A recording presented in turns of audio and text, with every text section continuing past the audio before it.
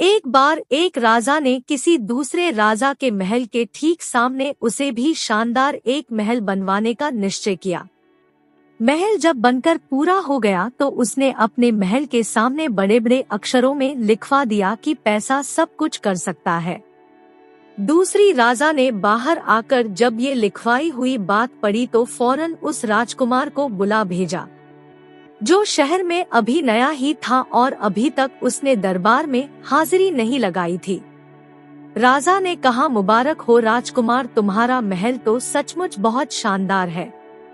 उसके सामने मेरा गरीब खाना तो झोपड़ी जैसा लगता है, लेकिन क्या ये तुमने ही लिखवाया है कि पैसा सब कुछ कर सकता है? राजकुमार ने महसूस किया कि शायद वे हद पार कर गया था। राजकुमार बोला, जी हाँ महाराज, ये मैंने ही लिखवाया था। लेकिन महाराज, यदि आपको पसंद नहीं आया तो मैं उसे मिटवा देता हूँ। अरे नहीं, मुझे लगता है कि यह तुम्हारा ख्याल नहीं रहा होगा। मैं बस तुम्हारे मुंह से सुनना चाहता था कि इस बात से तुम्हारा क्या मतलब था। विशाल के तौर पर क्या तुम्हें ऐसा लगता है कि अपने पैसों से तुम मुझे कत्ल भी करा सकते हो? राजकुमार को लग गया कि वह कायदे से फंस चुका है। मुझे माफ कीजिए हुजूर, मैं फौरन उन शब्दों को मिटवा देता हूँ, और अगर आपको मेरा महल ना पसंद हो तो बस हुक्म कीजिए, मैं उसे भी जमीन में गड़वा दूंगा।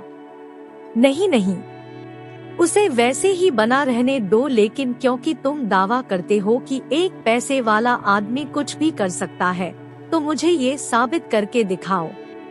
मेरी बेटी से बात करने की कोशिश करने के लिए मैं तुम्हें 3 दिन का मौका देता हूँ। अगर तुम मुझसे बात करने में कामयाब रहे तो मैं तुम्हारी शादी अपनी बेटी से करवा दूंगा, और अगर नहीं कर पाए तो मैं तुम्हारा सर कलम करवा दूंगा।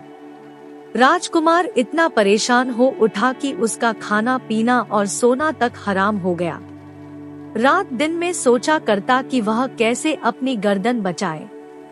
दूसरे दिन तक तो उसे अपनी नाकामयाबी के प्रति इतना विश्वास हो चुका था कि वह अपने वसीयत करने के बारे में सोचने लगा। उसके हालात भी ना उम्मीद करने वाले थे, क्योंकि राजा की बेटी 100 पहरेदारों से घिरे किले में बंद रहती थी। राजकुमार ढीला ढाला रह के अपनी मौत का इंतजार कर रहा था, जब उसकी बूढ़ी दाई उसे मिलने आई। इस बूढ़ी दाई ने उसे बचपन में खिलाया था और अब भी उसके यहाँ काम कर रही थी।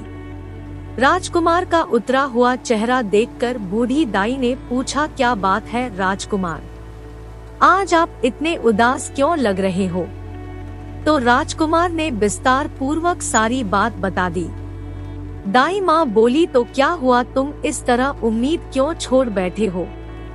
राजकुमार, इस कार्य में मैं आपकी मदद कर सकती हूँ। दाई माँ डगमगाते कदमों से शहर के सबसे बड़े काबिल सोनार के पास पहुँची और उस दोस्त चांदी का एक हंस बनाने के लिए कहा, जो अपनी चोंच खोल बंद कर सके। हंस को आदमी के कद जितना बनाना और अंदर से वो खोखला होना चाहिए, और हाँ, ये हंस कल तक तैयार हो जाना चाहिए। सोनार चिल्लाया, कल तक तुम होश में तो हो? मैंने कहा ना कल। उस बूढ़ी औरत ने सोने की अशर्फियां से भरा एक बटुआ निकाला और बोलती गई, जरा सोचो, ये पेश की रकम है, बाकी तुम्हें कल मिल जाएगी, जब तुम हंस तैयार करके मुझे दे दोगे। सोने की अशर्फियां देखकर सोनार हक्का बक्का रह गया और बोला, यही चीज तो है दुनिया में जिसकी बात ही और है। मैं कल तक हंस तैयार करने की भोर तक कोशिश करूंगा। अगले दिन तक हंस तैयार हो गया और बहुत अच्छे से तैयार हुआ था। बूढ़ी औरत ने राजकुमार से कहा, अपनी सारंगी लेकर हंस के अंदर बैठ जाओ। जैसे ही हम सड़क पर पहुँचेंगे तो तुम अंदर से सारंगी बजाने लगना। हंस के अंदर बैठा राजकुमार सारंगी बजता रहा और बूढ़ी दाई माँ चांदी के उस हंस को एक फीते के सहारे खींचती हुई शहर का चक्कर लगाने लगी। उसे देखने के लिए सड़कों पर लोगों के भीड़ उमड़ पड़ी। शहर में ऐसा कोई ना बचा जो उसे खूबसूरत हंस को देखने के लिए दौड़कर ना आया हो। बात उस किले तक भी जा पहुंची जहां राजा की बेटी बंद थी। उसने अपने पिता महाराज से बाहर निकलकर ये अनोखा दृश्य देखने की अनुमति मांगी। राजा ने कहा उससे कि राजबाज राजकुमार को मिला मौका कल खत्म हो जाने दो, तब तुम बाहर निकलना और हंस देख लेना। लेकिन राजा की बेटी ने सुन रखा था कि कल तक हंस वाली बूढ़ी औरत चली जाएगी, इसलिए राजा ने हंस को किले के अंदर ले जाने दिया ताकि उसके बेटे हंस को देख सके। बूढ़ी दाई को इस बात की उम्मीद थी। जैसे ही राजकुमारी ने चांदी के उस हंस के साथ अकेले में उसके चोंच से निकल रहे संगीत का आनंद लेना शुरू किया, अचानक हंस खुल पड़ा और उसमें से एक नौजवान ने बाहर कदम रखा। उस आदमी ने कहा, डरो मत, मैं वही राजकुमार हूँ जो अगर तुमसे बात ना कर सका तो कल सुबह तुम्हारे पिताजी मेरा सिर कटवा देंगे। तुम उनसे ये बात कर मेरी जान बचा सकती हो कि तुम मुझसे बात कर चुकी हो। अगले दिन राजा ने राजकुमार को बुला भेजा और पूछा, हाँ तो क्या मेरी बेटी से बात करने में तुम्हारे पैसे तुम्हारे कोई काम आए? राजकुमार ने जवाब दिया, जी हाँ महाराज। क्या तुम्हारा मतलब? तुमने उससे बात की है? जी हाँ महाराज, मैं कल आपकी बेटी से मिल चुका हूँ और मैंने राजकुमारी से बात भी कर चुका हूँ। आप चाहे तो राजकुमारी से पूछ सकते हैं। राजकुमारी आई और उसने बताया कि कैसे राजकुमार कल चांदी के हंस में छुपा हुआ था, जिसे खुद राजा के हुकुम पर किले में घुसने दिया गया था। ये सुनकर राजा बोले, इसका मतलब तुम्हारे पास सिर्फ पैसे ही नहीं बल्कि एक अच्छा दिमाग भी है। जो खुश रहो, मैं अपनी बेटी का हाथ तुम्हारे हाथों में सौंपता हूँ। फिर राजा ने शुभ मुहूर्त निकलवा कर बड़ी धूमधाम से राजकुमारी का विवाह उस राजकुमार से करवा दिया। धन्यवाद। बहुत पुराने जमाने की बात है। बिलासपुर नगर में एक राजा राज्य करता था। वे बड़ा बुद्धिमान और न्यायप्रिय था। उसको अपनी प्रजा से बहुत प्रेम था, इसलिए वे अपनी प्रजा को सदा प्रसन्न देखना चाहता था। वे चाहता था कि उसके राज्य में सभी को उचित न्याय मिले, इसलिए उसने सभी दरबारी को एकत्रित किया। सभी दरबारी जब इकट्ठे हो गए तो राजा ने उनके सामने एक प्रस्ताव रखा। वे बोला, हम चाहते हैं कि हमारे राज्य में प्रत्येक व्यक्ति को न्याय मिले। यदि किसी भी व्यक्ति को कोई भी समस्या हो तो वो सीधा बिना किसी झिझक के हमसे आकर मिले। सभी दरबारियों ने राजा के इस प्रस्ताव को उचित ठहराया। तब राजा ने आदेश दिया, हमारे महल की मीनार में एक बहुत बड़ा घंटा लगाया जाए। उसके रस्सी नीचे जमीन तक लटकी होनी चाहिए। आदेश का पालन हुआ। घंटा मीनार में लटकाया गया और उसमें एक लंबी मजबूत रस्सी बांध दी गई। फिर राजा ने अपने राज्य में ऐलान कर दिया कि यदि किसी के साथ कोई अन्याय हो तो वह केवल घंटे को बजा दे, उस व्यक्ति को न्याय अवश्य मिलेगा। ऐलान को सुनकर राज्य के लोग बहुत प्रसन्न हुए। लोगों में चर्चाएं होने लगी, हमारा राजा बहुत अच्छा है। इतना अच्छा राजा किसी दूसरे राज्य का नहीं हो सकता। कोई कुछ कहकर अपने राजा की तारीफ करता तो कोई कुछ कहकर लोगों की परेशानियों का हल अब सुविधा पूर्वक होने लगा। कई वर्षों तक यही सिलसिला चलता रहा। लोगों को उचित न्याय मिलता और वे खुशी खुशी अपने घर लौट जाते। राजा भी अपने वचन का सच्चा साबित हो रहा था। उसने अपनी तरफ से पूरा प्रयत्न किया था। अपनी प्रजा को उचित न्याय प्रदान करने का राज्य की प्रजा आती, रस्सी खींचती, घंटा बजता और राजा उन्हें न्याय देता। कुछ समय बाद रस्सी काफी पुरानी होने के कारण कमजोर पड़ चुकी थी। एक दिन राजा ने रस्सी का निरीक्षण किया तो उन्होंने पाया कि वास्तव में रस्सी की हालत इस समय बहुत कमजोर हो गई है। तब राजा ने अपने नौकरों से उस रस्सी को बदलने का आदेश दिया। घंटे में बंधी रस्सी अब बहुत पुरानी और कमजोर हो गई है। इसलिए उसे बदलकर नए तथा मजबूत रस्सी बांध दी जाए। राजा के आदेश का पालन किया गया। नए तथा मोटी और मजबूत रस्सी का प्रबंध किया गया, लेकिन ये नई रस्सी इतनी मजबूत और मोटी नहीं थी जितनी की पहले वाली थी। तब राजा के नौकरों के दिमाग में एक युक्ति आई। उन्होंने सोचा कि क्यों ना वे उस रस्सी के स्थान पर मोटी सी अंगूर की बेल लटका दे। उनकी युक्ति नौकरों के कमांडर के समझ में आ गई। अतः उन्होंने एक लंबी मोटी और मजबूत अंगूर की बेल घंटे से बांधकर लटका दी।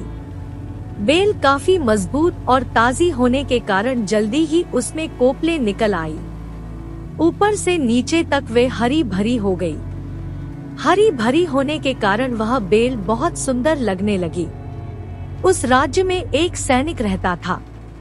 उसके पास अपना एक बूढ़ा घोड़ा था। घोड़े की तरह वो सैनिक भी अब बूढ़ा हो चुका था, परंतु उस सैनिक को अपने वृद्ध घोड़े से बहुत प्यार था, क्योंकि उसने प्रत्येक युद्ध में उसका साथ दिया था। किंतु अब सैनिक से अपने घोड़े की पहले जैसी देखभाल नहीं हो पाती थी। इसलिए एक दिन उसने अपने घोड़े को आजाद कर दिया। घोड़ा इधर उधर भटकने लगा। घोड़े की आंखें भी कमजोर हो गई थी। उसे अपना चारा भी कम ही दिखाई देता था।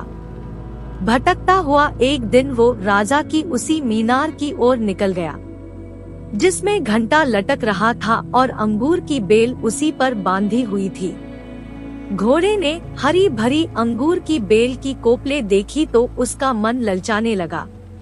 उसने अपना मुंह बढ़कर कोपले खाने शुरू कर दी, लेकिन जैसी ही उसने कोपले खाने के लिए उन्हें अपने मुंह में दबाकर खींचा तो उससे बंधा घंटा बज उठा।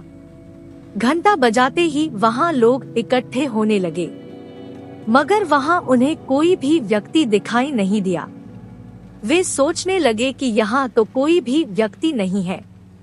फिर घंटा किसने बजाया? उन्होंने चारों ओर देखा, लेकिन उन्हें कोई भी व्यक्ति वहाँ दिखाई नहीं दिया।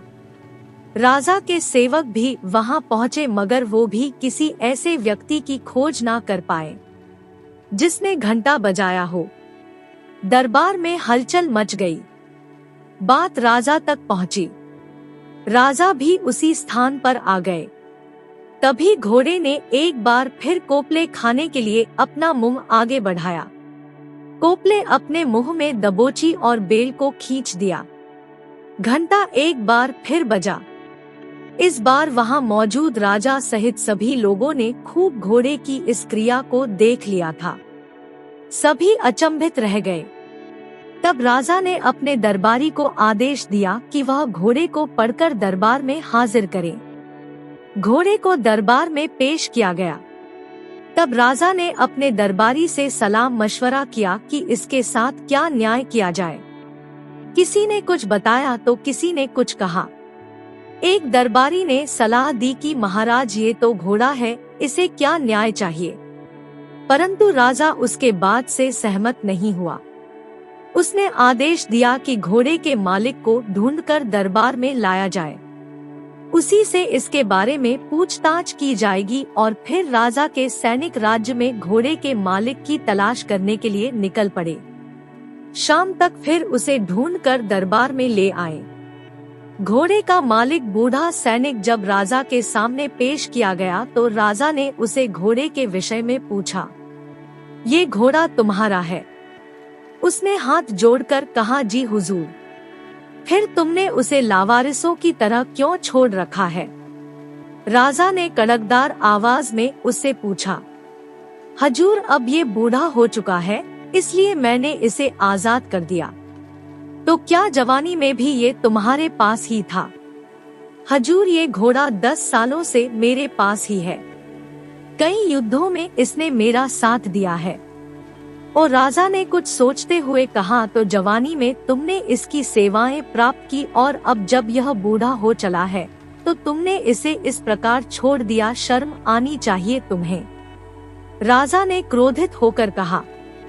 सैनिक का सिर शर्म से झुक गया। उसे कुछ कहते ना बन पाया।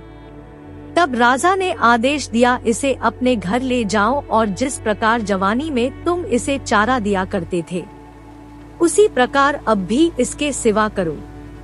ये हमारे दरबार में न्याय मांगने के लिए आया था, इसलिए हमारा कर्तव्य है कि हम इस घोड़े को भी उसी प्रकार न्याय प्रदान करें जिस प्रकार हम मनुष्य को करते हैं, और इसके देखभाल का खर्चा राजकोष से तुम्हें हर महीने प्राप्त होता रहेगा। राजा का न्याय सुनकर दरबार में मौजूद सभी व्यक्ति आश्चर्यचकित होकर उनके मुंह को देखने लगे। राजा का न्याय उस राज्य के सभी प्राणियों के लिए बराबर था। तो दोस्तों, इस कहानी से हमें ये शिक्षा मिलती है कि पशु हो या पक्षी सभी दया के पात्र होते हैं। जो लोग पशुओं को बूढ़ा समझकर आवारा छोड़ देते हैं वह प्रकृति के नियम का उल्लंघन करते हैं। पशु अपने युवावस्था में आपका अच्छा साथ निभाते हैं और आपको भी उनके बुढ़ापे में सेवा करनी चाहिए। यही मलिक का धर्म बन जाता है।